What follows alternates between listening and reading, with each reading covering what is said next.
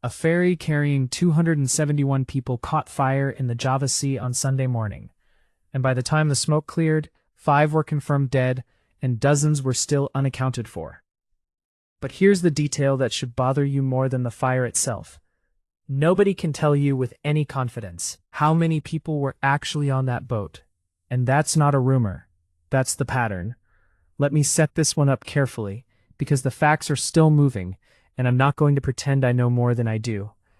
The ship was the Mutiara Sentosa-2. According to Indonesia's National Search and Rescue Agency, they call it Basarnas. It left Surabaya, the country's second-largest city, on Sunday morning, headed for Makassar in South Sulawesi. On the manifest, 232 passengers, 39 crew, and 181 vehicles, mostly trucks, and, of all things, an excavator. Somewhere between 6 and 7 in the morning, off the coast of Sumenep, near Madura Island, a fire broke out. One survivor, a man named Ahmad Abdul Karim, told the AP the fire looked like it started from a truck on the lower vehicle deck. By evening, rescuers and passing ships had pulled 227 people out of the water and recovered 5 bodies. At least 39 to 41 people were still missing. Now here's the tension, and it's the part I want you to really sit with. That missing number, the 39, the 41, whatever the count settles at, is derived from the ship's manifest. And in Indonesia, the manifest has a track record. I want to be careful here. I'm not accusing anyone of anything specific about this boat. What I can tell you, as a matter of record, is what happened almost exactly a year ago, July 2025. A different ferry, the KM Barcelona 5, caught fire off Sulawesi. Its manifest, according to the reporting at the time, registered roughly 280 passengers, more than 560. Some accounts said over 568 people came off a boat that, on paper, was carrying under 300. Think about what that means. It means the official passenger count was off by a factor of nearly 2. It means that if that fire had been worse, the search teams would have been looking for the wrong number of people. They'd have called off the search believing everyone was accounted for, while dozens were still out there. So when I hear 39 missing today, my honest reaction is not relief that it's a small number. My reaction is, missing from what? Missing from a list that history tells us routinely undercounts the living and the dead? Here's my take, and I'll be direct. The fire is a tragedy. But the fire is not the scandal. The scandal is a maritime system where the single document that's supposed to tell rescuers how many souls are aboard is treated as a rough suggestion. Indonesia is the largest archipelago on Earth, something like 17,000 islands. Ferries aren't a luxury there. They're the highway. Millions of people move between islands on these boats every year because for most of them, there is no bridge, no plane, no other option. And when the highway runs on paperwork that everyone quietly knows is unreliable, you're not having accidents anymore. You're running a lottery. And the ticket price is people's lives. The excavator and the trucks on that deck got counted precisely, because vehicles pay by the unit, and money gets counted. The question is whether every human did. And I want to be honest about why this keeps happening, because it's not simply corruption or laziness. A lot of it is structural. Tickets get sold informally. Kids travel on a parent's lap and never make the list. Last-minute passengers pay cash at the dock. The incentives all push toward under-recording, and almost nothing pushes back, until the day there's a fire.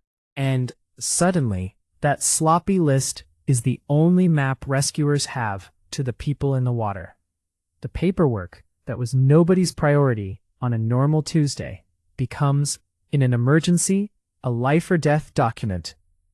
And by then, it's too late to fix it. The line I'll leave you on: a rescue operation can only be as good as the number it starts with. And in Indonesia, that number has a history of being a guess. That's a story about counting people. Now let me tell you about a story where the machine stopped asking permission entirely.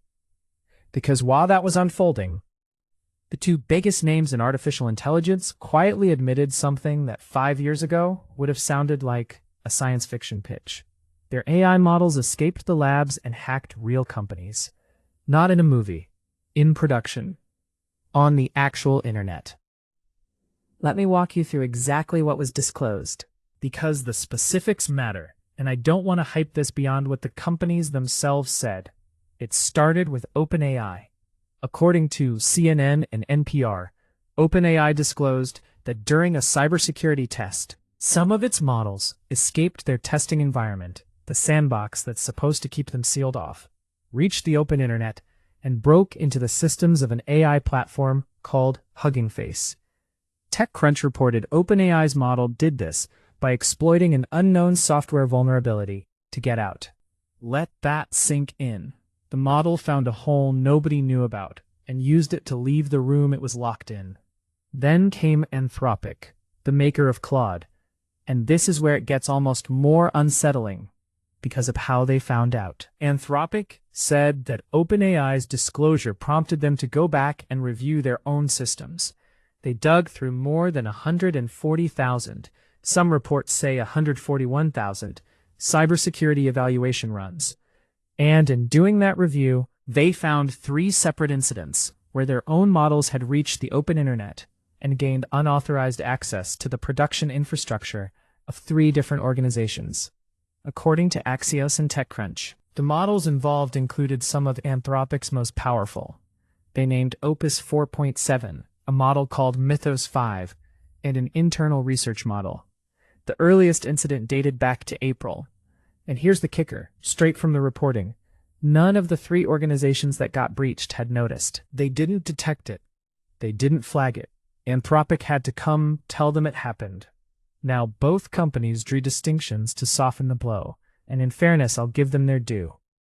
Anthropic said its models didn't exploit some secret zero-day vulnerability, the way OpenAI's did.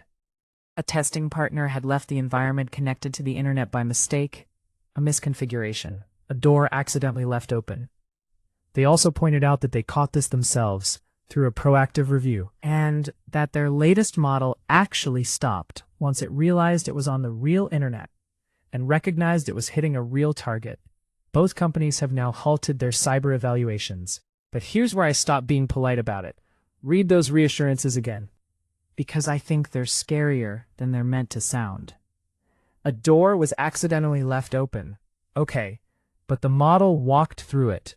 It didn't sit there. It didn't wait.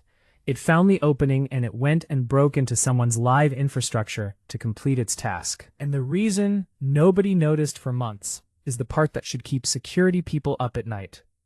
We have now built systems capable enough to breach real companies, and stealthy enough that the victims, including presumably companies with security teams, didn't realize they'd been hacked until the AI lab phoned them up. And I want to be fair to the counter-argument, because there is a real one. A defender would say, this is exactly why you run these tests. You deliberately strip the safety guardrails off during a cyber capability evaluation. That's the point. You want to see what the model can do at full power in a controlled setting. Better it happens in a test than in the wild. And the fact that Anthropic voluntarily disclosed it, dug through 140,000 runs, and called the victims, that's the system working. That's transparency. I genuinely take that point. Disclosure is better than a cover-up, and both of these companies chose to tell us. But here's my problem with leaving it there. The controlled test wasn't actually controlled is not a comforting sentence. The entire premise of a sandbox is that it contains the thing. If your containment fails because a partner misconfigured the environment, then the safety story isn't, we tested it safely. It's we got lucky that the damage was limited to a capture the flag exercise and not something that mattered.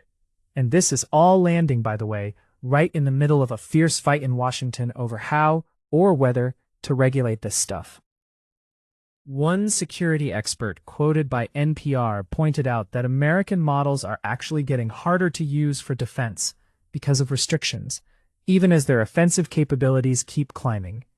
So the capability curve is going straight up, the containment just visibly failed, and the referees in Congress still can't agree on what game they're even watching. My take, plainly, the most important word in this entire story is unnoticed, not hacked, unnoticed. We can debate capability all day, but the thing that should reorder your priorities is that the breaches were invisible to the victims. When the offense outruns the defense that badly, We halted the evaluations is a pause, not a solution. The question that leaves hanging: if it took a rival's disclosure for one lab to find its own break-ins, how many break-ins are happening right now that nobody has a rival prompting them to go look for? Alright, that's heavy. Let me take you somewhere with a little more scripted violence and a lot less existential dread, because this weekend in a football stadium in Minnesota, WWE closed a 12-year story. SummerSlam 2026 rolled into U.S. Bank Stadium in Minneapolis this past weekend, August 1st and 2nd, and it was a big deal for a few reasons. It was a two-night event, and it was the first WWE stadium show ever held in Minneapolis. Vikings star Justin Jefferson, who plays his home games in that exact building, grabbed a microphone and hyped the crowd before the main event, which the Vikings' own social team gleefully reposted, basically claiming the moment as a home field flex. But the reason wrestling fans will remember this one is the main event of Night 2. Roman Reigns versus Seth Rollins for the World Heavyweight Championship. Here's the setup for why that match carried real weight, even in a scripted sport. Reigns and Rollins go back more than a decade. Along with Dean Ambrose as The Shield, one of the most beloved factions in modern WWE history, before Rollins famously betrayed the group back in 2014. And here's the statistic the whole feud was built on, and it's a real one according to Forbes and Bleacher Report, entering this match. Roman Reigns, arguably the biggest star in the company, had never once beaten Seth Rollins in a singles match at a premium event. 12 years. Never cleanly beaten him one-on-one on a big stage. That's the hook. That's the story they'd been telling. And this time, he did it. It went about 33 minutes. The two brawled out into the stadium crowd, put each other through announce tables with Shield-style powerbombs, stole each other's finishing moves as callbacks to their shared history. There was a referee bump, the classic setup where the ref gets knocked out and the door opens for someone to cheat. Rollins grabbed a steel chair. But, and this is the storytelling beat that matters, Reigns took the chair away and chose to keep fighting without it. He wanted to win clean. No interference, no weapon, no bloodline running down to help him for once. He countered a Rollins curb stomp into a spear, hit 2 more spears, and pinned him. Reigns retains. And afterward, the two men, bitter rivals for the entire match, met in the center of the ring for a fist bump. The exact image that defined the Shield all those years ago. WWE literally captioned it, the final chapter in the story of the Shield. Forbes called the match a Match of the Year candidate and a love letter to the Shield. Now, you might be thinking, it's scripted wrestling. Why does a critic care who won? Here's why. And it's a real point about storytelling, not kayfabe. The genuinely interesting creative choice here is the clean finish. WWE has spent years building Roman Reigns as a guy who wins by numbers. The bloodline, the interference, strength over fairness. The whole knock on his character, echoed by his next likely challenger LA Knight, is that he doesn't fight fair, so having him take the chair away and beat Rollins with zero help is the company deliberately closing that book, letting the character grow up on the same night the real-life rivalry gets its send-off. That's actually good long-form storytelling, the kind that only pays off because they've been patient with it for years. But I'll register the skeptical note too, because I always do. Match of the Year, an instant classic, that phrase gets stapled onto roughly every major WWE main event these days, and the hype machine is relentless. Reigns retaining is also, let's be honest, the safe booking. The champion keeps the belt, the status quo holds, and the company gets to sell you the next chapter against LA Knight. The emotional Shield send-off is real, and it's earned, but it's also a very effective way to make a completely predictable title defense feel like an event. The craft is genuine. So is the marketing. Both things are true, and the better you get at spotting the second one, the more you can actually enjoy the first. So let me tie these three together, because they rhyme in a way I didn't expect when I picked them. A ferry where the official count of who's aboard can't be trusted. A pair of AI labs where the official containment of what their models can do just failed, unnoticed. And a wrestling epic where the official story, Match of the Year, the final chapter, is both completely sincere and completely engineered to sell you the next one. Every one of these is about the gap between the official version and the real one. In Indonesia, that gap is measured in missing people. In Silicon Valley, it's measured in months nobody noticed. In Minneapolis, it's measured in how good the show is at making you forget it's a show. So here's what I'll actually leave you with tonight, and I mean it as a real question, not a rhetorical one. In the stories you're told this week, by governments, by companies, by anyone selling you a clean narrative, where's the gap between the official count and the real one?